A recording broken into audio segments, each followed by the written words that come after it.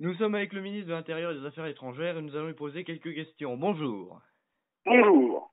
Bien, alors, au vu des troubles qui se sont passées dans le gouvernement ces derniers temps, pouvez-vous nous Oui. expliquer ce qui s'est passé et quel est l'état actuel des choses? Alors, au début, ce n'était que des rumeurs. On avait parlé avec les autres ministres un certain coup d'État venant du président Mahmoud, qui m'a perturbé. Enfin, au départ, je n'y croyais pas. Et au fur et à mesure, on m'a informé par le biais d'autres ministres. Je crois que c'était Monsieur Erwengo, que le président Mahmoud a tenté un coup d'État et une réforme au niveau des ministres, ce qui nous a tous frustrés, bien sûr. Pour nous, c'était quasiment possible. Et du coup, le régent, le principal de la DGSI a réussi à tenter et a réussi de stopper ce coup d'État, ce qui nous a mis, ce qui était bien, ce qui nous a bien remis en route. Puis ensuite, tout ce qui s'est passé par la suite, c'est que le président a décidé par la suite il a décidé d'arrêter, mais de continuer d'être dans le gouvernement, il s'est excusé bien sûr, mais on espère qu'il ne retente pas ce coup-là, et puis on espère qu'il nous remettra sur le droit chemin de notre Bien. politique. Donc, en tant que ministre de l'Intérieur, vous veillerez à ce que tout se passe bien. Il est clair, oui, bien sûr. Bien. Bon, sinon, y a-t-il de nouveaux projets en perspective pour votre domaine? Dans mon domaine, alors pour ce qui est dans mon titre de ministre des Affaires étrangères, j'ai décidé avec le gouvernement, avec les autres ministres, à la prochaine réunion, j'ai eu l'idée d'instaurer une taxe pour toutes les personnes étrangères voulant venir en France et surtout dans tout ce qui est côté Afrique et du Moyen-Orient. Et aussi côté ministre de l'Intérieur, je préconise une comment dire, un surplus, mettre plus de police au niveau dans les rues pour éviter toute forme d'attentat, pour sécuriser la population. Et également, j'ai oublié dans mon domaine de ministre des Affaires étrangères, de faire des chemins de fer des voies de chemin de fer, excusez-moi, pour directement les envoyer en Angleterre, puisque maintenant, avec le surplus d'immigrés qui sont venus et qui restent dans le Nord-Pas-de-Calais, ce qui est assez outrant, gênant même. Du coup, j'ai décidé d'instaurer ces voies de chemin de fer qui seront, j'espère, acceptées au sein du gouvernement. Oui, mais est-ce que cela fait partie de votre domaine, Ah les oui, chemins oui, de oui, fer? exactement. Mais après, il faut que le conseil, enfin le gouvernement puisse accepter ce que je demande. Après, tout ne vient pas de moi, mais après, l'idée principale vient de moi. Mais faudra attendre que le conseil accepte mon idée. Le Parlement, oui. Alors, vous le savez donc très bien parce que hier il y a eu le second tour de la primaire de la gauche Oui, oui. et vous, Non. en tant que membre du gouvernement Mahmoud privilégié, qu'en pensez-vous?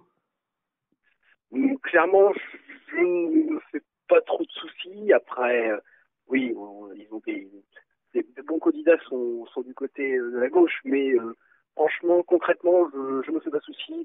La droite gagnera cette année, c'est sûr, c'est un fait. Je suis très clair dans ce que je dis. Franchement, quand je le dis, Vous c'est vraiment, ne, vous ne c'est sûr. pensez pas qu'il y ait un potentiel candidat pour faire de l'ombre à Monsieur Mel Mahmoud? Euh, j'ai entendu quelques rumeurs disant que Macron serait devant, des choses comme ça, mais franchement, personnellement, je ne me fais pas du tout de soucis. Je pense que Maël Mahmoud est vraiment beaucoup en avance au niveau des pourcentages. Je pense qu'il n'y aura pas d'adversaire, pas du tout. Bien. Même du MoDem, d'autres partis écologiques, communistes? Aucun, aucun. Aucun du tout. Mais bien. Bon, en parlant du président, donc, Oui, vu que vous êtes l'un de ses plus proches conseillers et oui. l'un de ses plus proches ministres, que pensez-vous de lui? Concrètement, alors je vais faire un avant-après, c'est-à-dire que je vais parler avant qu'il fasse son coup d'État et après. Alors avant, on avait un président fiable, très proche de tout le monde. Ils étaient toujours à l'affût, comme on peut dire. Puis, au fur et à mesure qu'il avait eu ce poste où on dirait qu'il en voulait de plus en plus et il est parti à droite à gauche. Et puis, du coup, après, on dirait, je sais pas, il a dû en avoir marre. Et ensuite, ce qui est arrivé arriva. Il a dû tenter le tout pour le tout. Enfin, pour lui, on dirait qu'il n'avait pas assez de pouvoir et que ses ministres devaient lui prendre enfin, toute la part du gâteau, comme on pourrait dire. Et du coup, bon, après, je vais vous parler maintenant après le coup d'État. Bon, c'était très frustrant d'apprendre que notre président ne faisait pas confiance. Bon, après, il s'est excusé, certes, mais nous restons sur nos gardes, évidemment, hein, si jamais il recommence, il récidive. Et nous pensons très clairement qu'il continuera dans sa campagne et qu'il réussira, bien sûr. Ce que je dis toujours, c'est que je pense qu'il gagnera, je reviens sur la question d'avant, qu'il gagnera forcément les présidentielles. Bien. Et donc, l'excuse qu'il avait développée comme quoi sa popularité baissait, je pense que les Français et moi-même, nous avons un avis très partagé sur cette excuse que nous ne considérons pas comme valide. La partagez-vous? Ce qu'on nous a dit nous-mêmes, c'était la même chose que vous. N'importe quel citoyen français a eu la même information. Eh bien, il s'avère que il y a eu une petite baisse au niveau du pourcentage de popularité au niveau de Maël Mahmoud, mais elle n'était pas très conséquente. Ça devait être sur 1 ou 2%. Oui. C'est pas quelque chose de ouf.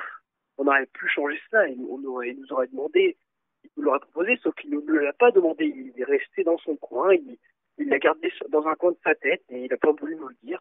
Parce que nous, on pensait pas du tout ça. On pensait que c'était. On ne savait pas. On ne savait pas du tout. Oui. Donc, bon bah, je vous remercie pour cette petite interview qui nous a été très utile. Nous vous remercions d'avoir accepté de répondre à nos questions et à bientôt. De rien, monsieur. À bientôt. Au revoir. Au revoir.